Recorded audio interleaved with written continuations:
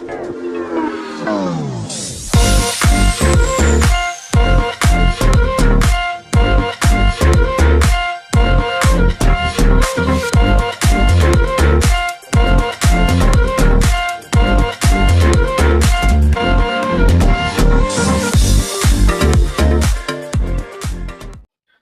sejahtera Malaysia. Dalam perkembangan terkini daripada SPRM, sudah pasti selepas Datuk Seri Anwar Ibrahim yang menjadi Perdana Menteri, seringkali kita mendengar bahawa banyak saja tangkapan yang dilakukan oleh SPRM.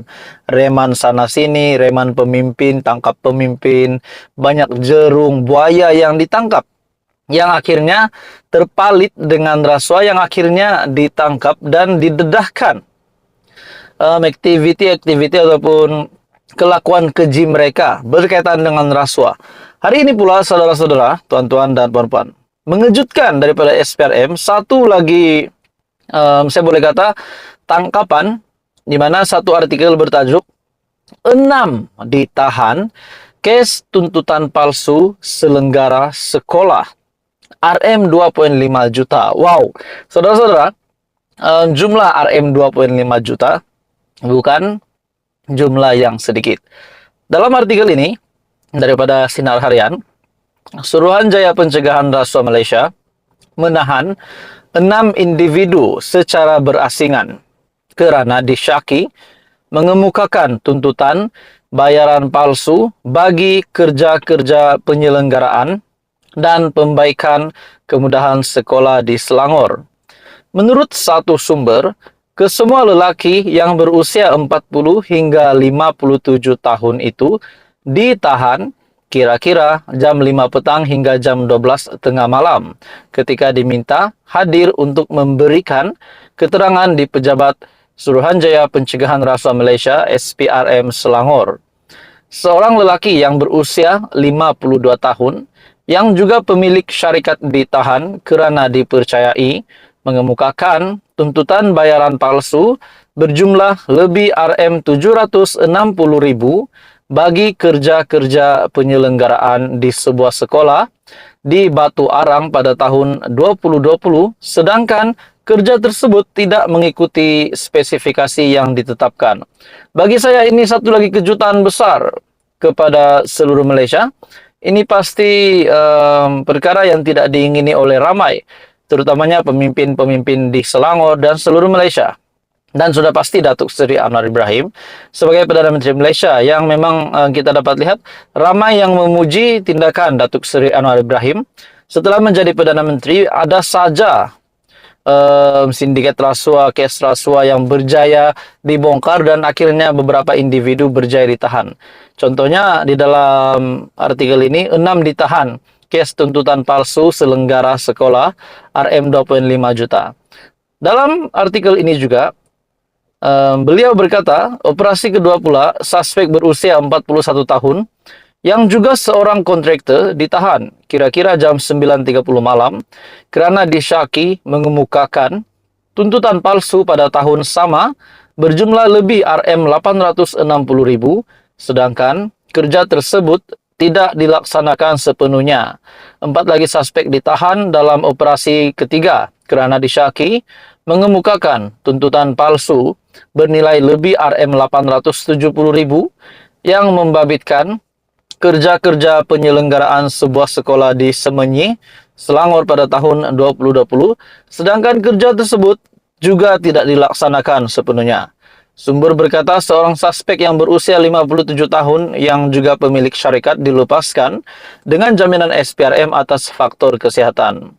Dalam pada itu, perintah reman selama 5 hari bermula hari ini sehingga Isnin dikeluarkan terhadap 5 suspek tersebut oleh Magistrat Nur Syuhada Abdullah di Mahkamah Magistrat 3 Shah Alam selepas SPRM membuat permohonan tersebut.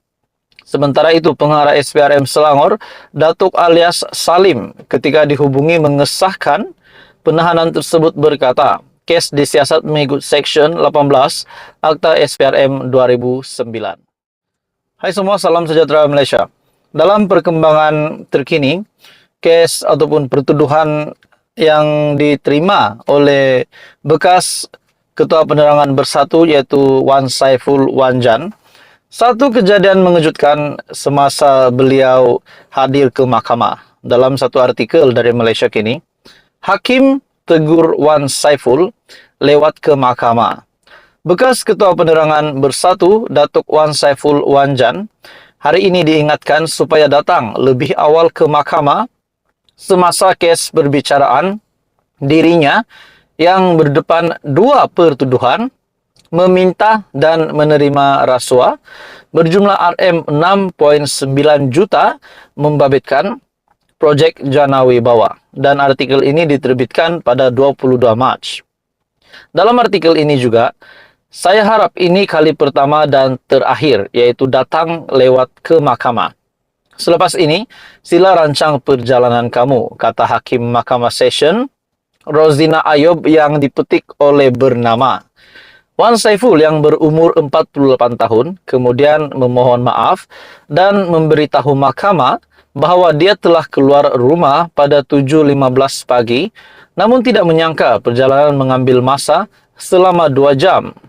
Semasa sebutan kes kali pertama, hari ini, peguam yang mewakili Wan Saiful Wanjan, Rosal Azimin Ahmad berkata, pihaknya akan mengemukakan representasi membabitkan dua pertuduhan itu.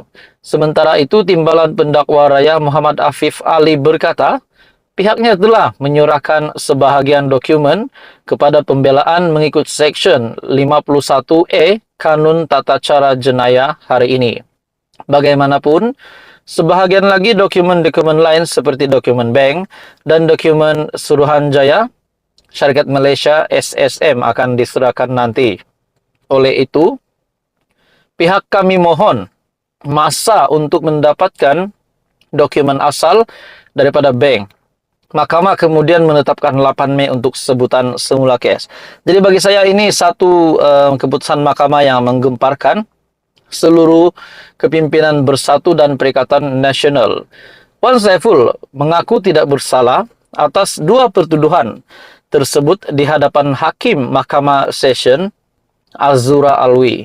Bagi pertuduhan yang pertama, dia didakwa meminta suapan wang daripada Lian Tan Chuan sebagai dorongan untuknya membantu syarikat Nepturis Sendirian Berhad mendapatkan projek Central Spine Road, yaitu sertik ke persimpangan Lebuh Raya Pantai Timur daripada Kerajaan Malaysia secara prakelayakan yang jumlah keseluruhannya RM232 juta. Wan Saiful juga dituduh menerima bagi dirinya suapan wang tunai berjumlah RM6.9 juta melalui akaun CIMB Bank Berhad milik syarikatnya WSA Advisory Group Sendirian Berhad daripada akaun Maybank Islamic Berhad milik syarikat Nepturis Sendirian Berhad sebagai upah untuk membantu syarikat Nepturis mendapatkan surat setuju terima bagi projek tersebut.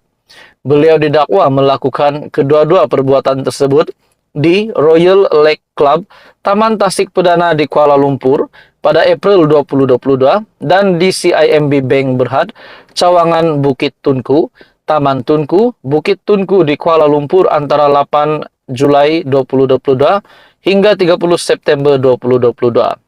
Jadi akhirnya satu lagi kejutan besar kepada Wan Saiful Wanjan. Dan tuan-tuan dan puan semua, saat ini kita dapat lihat bahwa pemimpin Bersatu, termasuk Presiden Bersatu yang terima pertuduhan di mahkamah. Jadi adakah ini akan memberikan kesan untuk kepimpinan ataupun parti Bersatu untuk menghadapi pilihan raya negeri di 6 negeri pada tahun ini. Jadi tuan-tuan dan puan semua, apa komen Anda? Teruskan bersama di dalam channel ini. Info padu, info hangat disediakan di dalam channel ini. Jangan lupa tekan butang like, share, dan subscribe.